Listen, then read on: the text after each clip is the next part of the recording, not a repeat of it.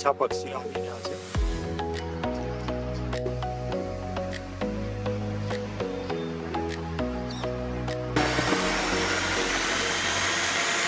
નમસ્તે દોસ્તો, તમારું અમારી ચેનલમાં સ્વાગત છે. ને આજે હું આવ્યો છું અમદાવાદના પેરીફરલ પાર્કમાં આવેલા એક સ્પેસિફિક ટ્રી પર બર્ડ વોચિંગ કરવા માટે. આજે અમારી જોડે બહુ જ ઓછો સમય હોવાથી અમે બહુ ક્વિક બર્ડ વોચિંગ કરવા માગતા હતા. તો અમદાવાદમાં એસપી રિંગ રોડને અડીને અમારા ઘરની નજીક એક સ્પેસિફિક ઝાડ આવ્યું છે. આજે પાછળ તમે ઓરેન્જ કલરનું જોઈ રહ્યા છો.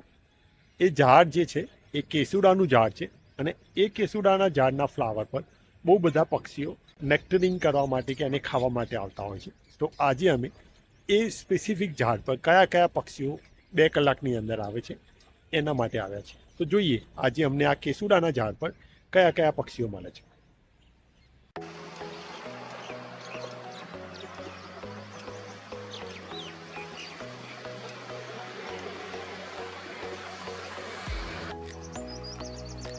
આ જે પક્ષી દેખાઈ રહ્યું છે આ પક્ષી છે રોઝ રિંગેટ પેરાકીટ. એનું નર અથવા મેલ પક્ષી છે. એને આપણે ડિફરન્શિએટ કરીશું કે એના ગળાની અંદર બહુ સરસ કાંઠલો દેખાઈ રહ્યો છે જે એનું મેલ તરીકેની આઈડેન્ટિફિકેશન. હવે આ બીજું પક્ષી દેખાઈ રહ્યું છે તે એની ફિમેલ છે જેની અંદર તમને આ કાંઠલો દેખાતો નથી. આ જે દેખાઈ રહ્યું છે તે છે કોમન મેના કાબર. નજીકના વૃક્ષ પર ઇન્ડિયન પોન્ડ હેરોન, જેને ગુજરાતીમાં કાણી બગડી કહેવામાં આવે છે, તે દેખાઈ રહ્યા છે.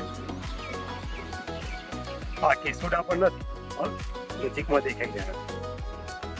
દૂર કમ્પાઉન્ડની વોલમાં ઇન્ડિયન પીફોન અથવા જેને આપણે પીકોક કહીએ છીએ અથવા ગુજરાતીમાં મોર કહેવામાં આવે છે તે બેઠેલો છે. વૈયું કે જેને ઇંગ્લિશમાં રોઝી સ્ટાર્લિંગ કહેવામાં આવે છે તેનું એડલ્ટ બર્ડ છે. તમે એનો પિંક કલર જોઈ શકો છો કે જેથી એનું ઇંગ્લિશ નામ રોઝી સ્ટાર્લિંગ પડ્યું છે. જે છે પેટ્રોનિયા છે જેને પહેલવાન ચકલી કહેવામાં આવે છે. ઇંગ્લિશની અંદર એને ચેસ્ટનટ શોલ્ડર પેટ્રોનિયા અથવા યલો થ્રોટેડ સ્પેરો કહેવામાં આવે છે. દૂર પાણી પર રેટલ કુકર જેને કુકડીઓ કુકર કહેવામાં આવે છે એ દેખાઈ રહ્યું છે. જંગલ બેબલર લલેડુ જેને કહેવામાં આવે છે એ આવી ગઈ છે.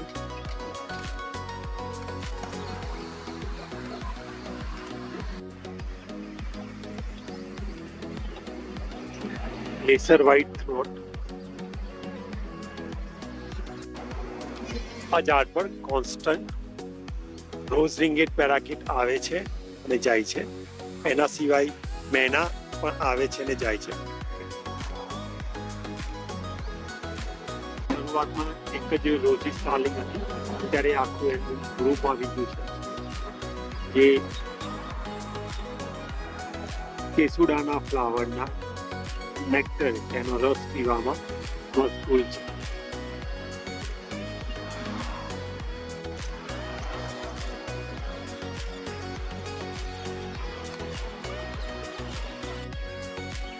જ્યારે અમે શરૂઆતમાં આવ્યા તો આ ટ્રી પર જ્યારે રોઝ રિંગેટ પેરાકીટનું રાજ હતું. હવે રોઝ રિંગેટ પેરાકીટની જગ્યાએ અમને રોઝી સ્ટાર્લિંગ દેખાઈ રહી છે. નંબર રોઝી સ્ટાર્લિંગના ખાસા વધી ગયા છે. Around 40 to 50 number of rosy starling આની અંદર નેક્ટર પી રહી છે. થોડોક સમય પહેલા અહીંયા પક્ષીઓ બહુ જ બધા હતા. અચાનક બધા ઉડી ગયા છે. હવે હું રાહ જોઈ રહ્યો છું બીજા કોઈ ગ્રુપની આવવાની. પર્પલ સનબર્ડ, જાંબલી શક્કરખોર, એનું નર કે મેલ બર્ડ છે. એના જે આપણે લાગે પર્પલ સનબર્ડ નામ કેમ આપવામાં આવ્યું છે, પણ એના પર સનલાઇટ પડે જ્યારે બ્રાઇટ સનલાઇટ ત્યારે એનું પર્પલિશ એટલે એનો કલર પર્પલિશ લાગે છે એટલે એનું નામ પર્પલ સનબર્ડ આપવાનું આવ્યું છે. જમીન પર રેડ વોલ્ટેડ લેપિંગ જેને આપણે ટીટોડી કહીએ છીએ તેનો અવાજ કરી રહી છે. વોર્નિંગ કોલ છે.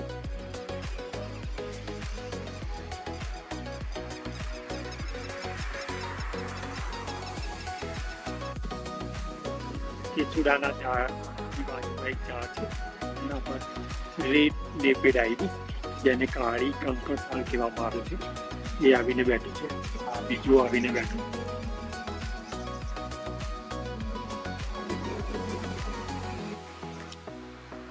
અચાનક ઝાડ પર પક્ષીઓની મૂવમેન્ટ વધી ગઈ છે.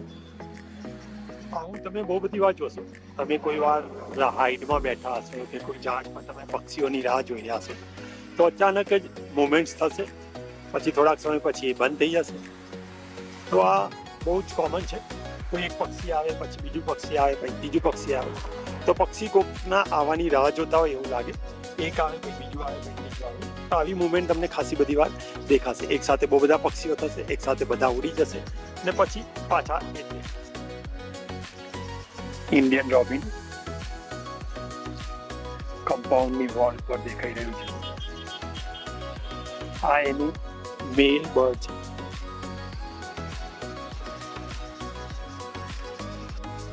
વાડી પર આ એક બીજું બર્ડ આવે છે, જેને લાફિંગ ડવ કહેવામાં આવે છે.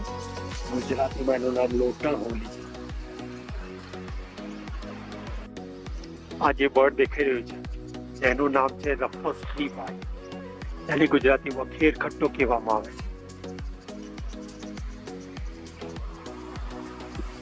તેની લાંબી પૂંછડી અને તેનો કલર એ તેને અલગ ઓળખાણ આપે છે.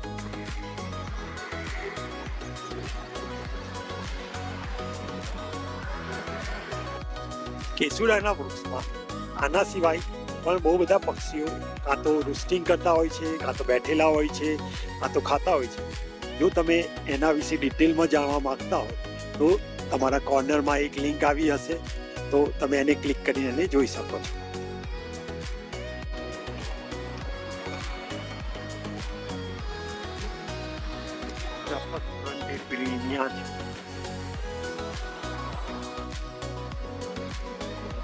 નીચે માણસ એક અંકલ છે, તે ફ્લાવર લઈ રહ્યા છે.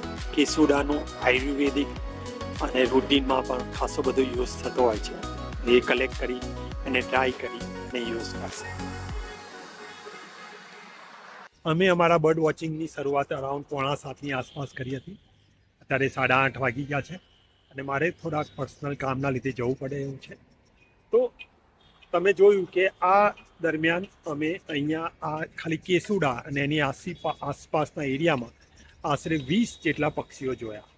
આ માટે એવું જરૂરી નથી કે બર્ડ વોચિંગ કરવા માટે તમારે કોઈ જંગલમાં કે કોઈ પાર્કમાં કે કોઈ સેન્ચુરીમાં જવું પડે. તમારી આસપાસ દેખાતા કોઈ પણ પ્લાન્ટમાં જે અત્યારે ફ્લાવરિંગ કરી રહ્યા છે, જેમ કે કેસુડો છે કે કોટન ટ્રી છે, સીમડો છે, આ બધા પર જો તમે શાંતિથી કલાક, 1.5 કલાક કે 2 કલાક ટાઈમ આપશો અને નજર કરશો તો તમને ડેફિનેટલી બહુ જ બધા પક્ષીઓ દેખાશે. તો બર્ડ વોચિંગ કરો, ગમે ત્યાં કરી શકાય છે. એવું જરૂરી નથી કે તમારે એના માટે કોઈ પાર્કમાં જવું. જો તમને આ વિડીયો ગમ્યો હોય તો લાઈક કરજો, કોમેન્ટ કરજો, અને આવા જ બીજા વિડીયો જોવા માટે મારી ચેનલને સબસ્ક્રાઈબ કરજો. Till then, connected with nature.